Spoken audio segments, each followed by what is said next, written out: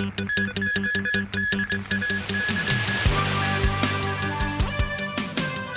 use of 29 operating theatres in the city suspended after a light collapse incident at United Christian Hospital.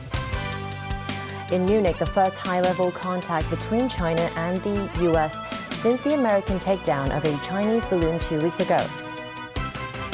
And former US President Jimmy Carter receiving hospice care.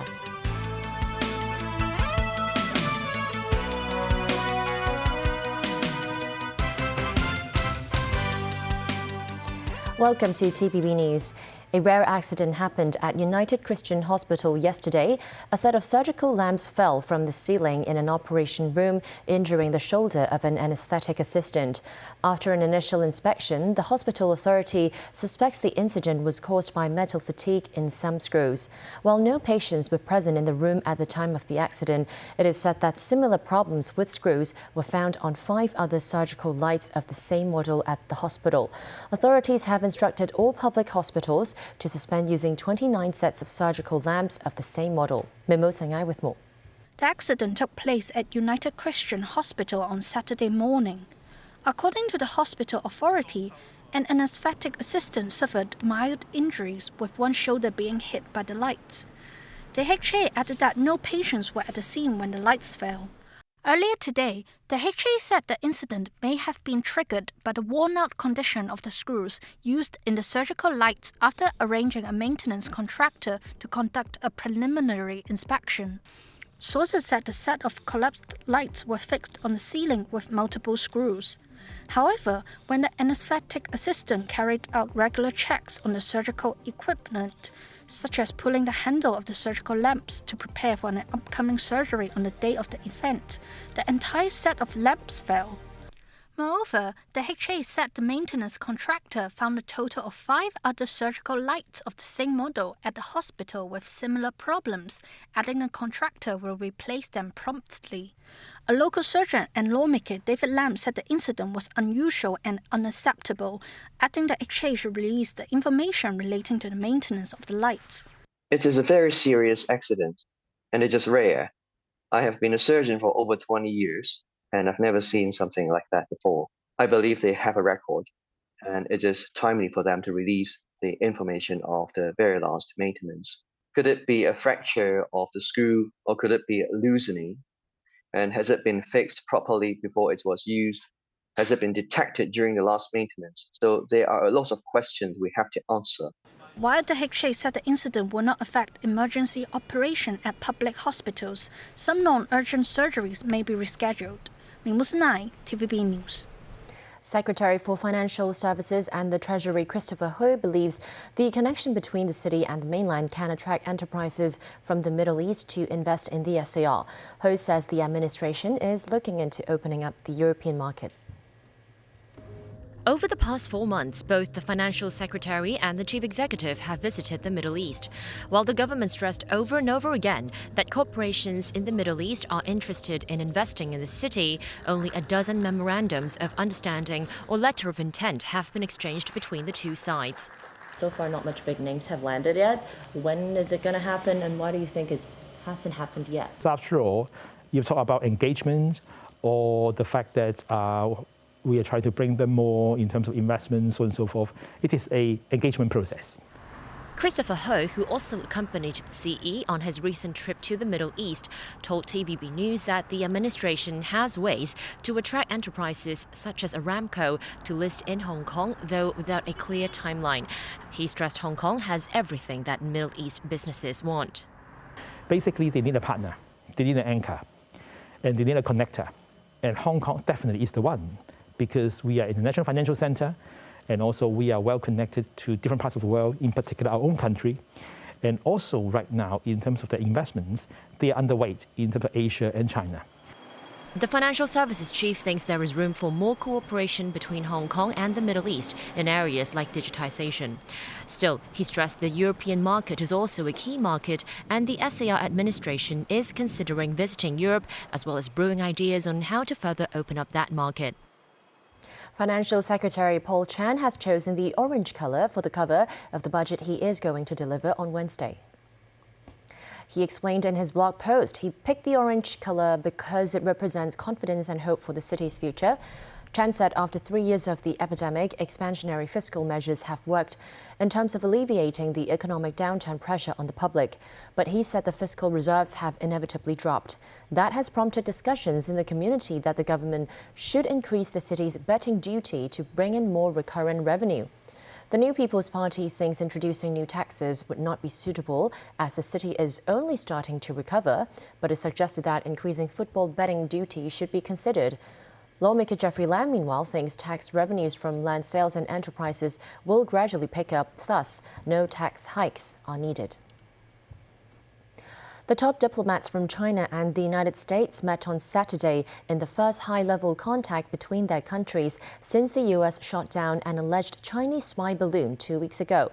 Wang Yi and Antony Blinken met during the Munich Security Conference, with both sides warning each other over the incident. Blinken also reportedly warned Beijing against providing material assistance to Russia in its war with Ukraine. Nazvi Karim reports. If the first high-level meeting between the United States and China since the balloon incident was meant to ease tensions between the two countries, then Saturday's unannounced summit went spectacularly off-script. Wang Yi, director of the Office of the Foreign Affairs Commission of the Communist Party of China, held talks with U.S. Secretary of State Antony Blinken on the sidelines of the Munich Security Conference in Germany. And the mood before and after the meeting suggested a feeling of mistrust on both sides. Afterwards, Blinken tweeted, "I condemn the incursion of the PRC surveillance balloon and stressed it must never happen again." He added that it was important to keep lines of communication open. Later, Blinken's spokesman, Ned Price, said in a statement that Wang was told China's high-altitude surveillance balloon program has been exposed to the world. China maintains a 60-meter balloon shot down on February 4th by a fighter jet off South Carolina was a civilian airship that had blown off course. Earlier, Wang launched a scathing attack on the U.S. during a speech at the conference, describing the shooting down of the balloon as a hysterical reaction. The approach of the United States does not prove that the United States is powerful, but the opposite, he said. Wang was reported to have told Blinken that the U.S. must face up to and resolve the damage to bilateral relations caused by the indiscriminate use of force, while not offering an apology for the incident.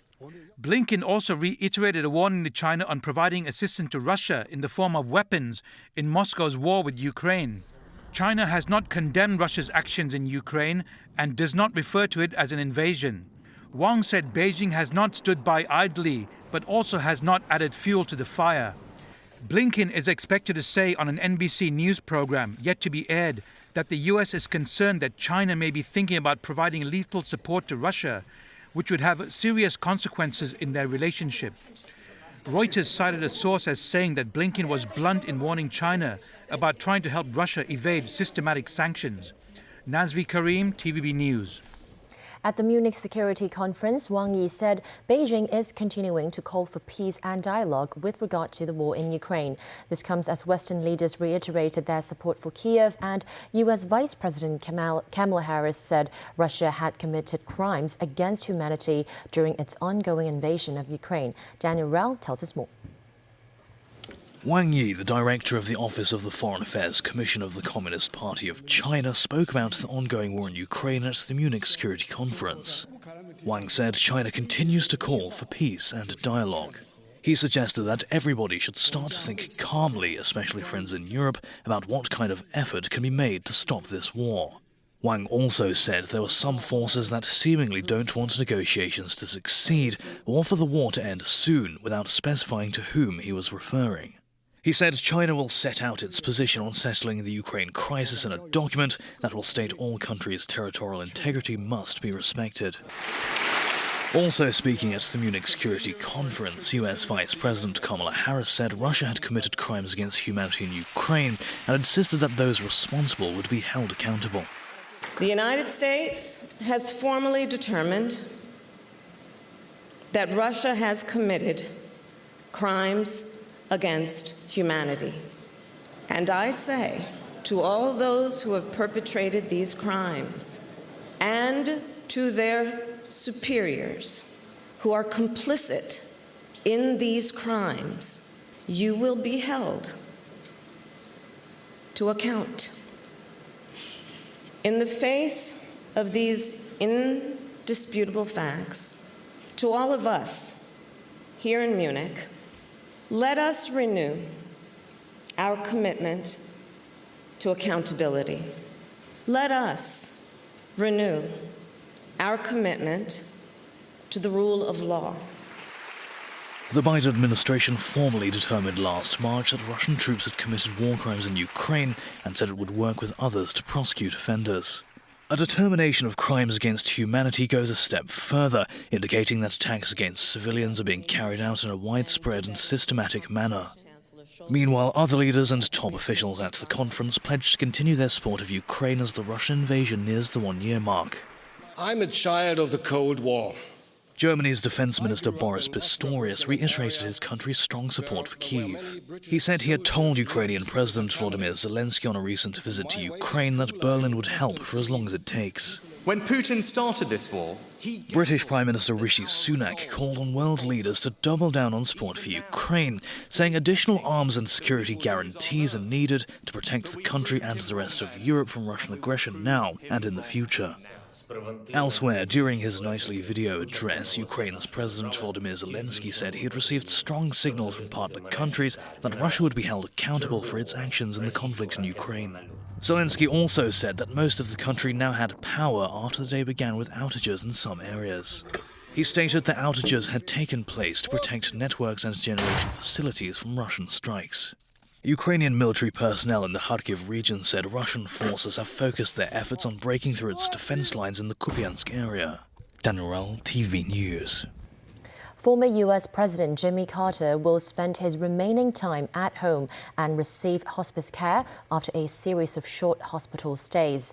The 98-year-old served as U.S. President from 1977 to 1981, during which time he oversaw the normalization of diplomatic ties between the United States and China. This report from NBC News. Tonight, former President Jimmy Carter at home, surrounded by those who love him most. The Carter Center announcing he decided Saturday to receive hospice care instead of additional medical intervention after a series of recent hospital stays. The oldest living president turned 98 in October and will spend the rest of his time in Plains, Georgia, with Rosalind, his wife of 7 decades, by his side. Every question was, how did you live with that man so long? In his 80s, Mr. Carter was diagnosed with melanoma that spread to his liver and brain, defying the odds with the help of an experimental drug. And through it all, always keeping perspective on the fragility of life. I just thought I had a few weeks left. But I was surprisingly at ease. You know, I've had a wonderful life. I've had thousands of friends, and I've had an exciting and adventurous and gratifying existence. A man of deep and enduring faith, the former Democratic president dedicated himself to service after one term in office, building homes for those in need and fighting for human rights and democracy. On Saturday afternoon, the 39th president's grandson tweeting, "The Carters are at peace, and as always, their home is full of love." Still ahead on tonight's news. The government considers revising the protection of the Harbor Ordinance. 4 people, including 2 firemen, sent to hospital after an early morning fire in Yuen Long. And TVB Race Day at Sharton Racecourse.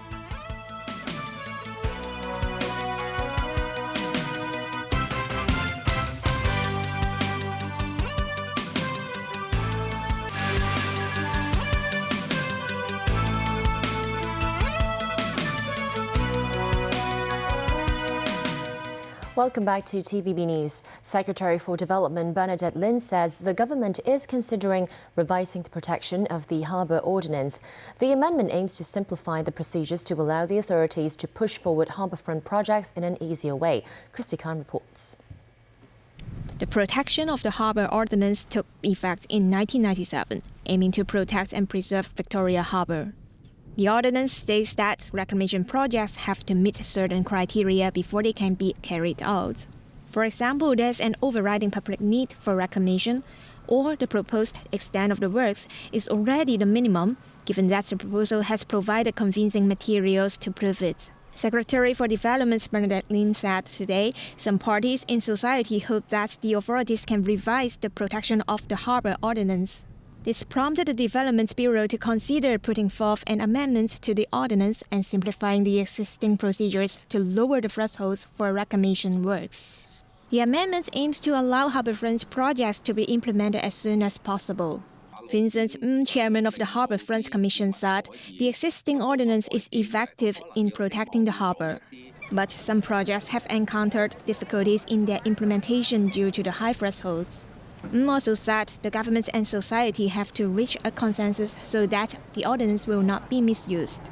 The Development Bureau said it will submit a document with recommendations to the Legislative Council soon, and a public consultation will be carried out in due course. Christy Khan, TVB News. A fire broke out in Pat Hong Yuen Long early this morning. A woman and her son were sent to hospital for emergency treatment alongside 2 firemen who were injured during the rescue operation.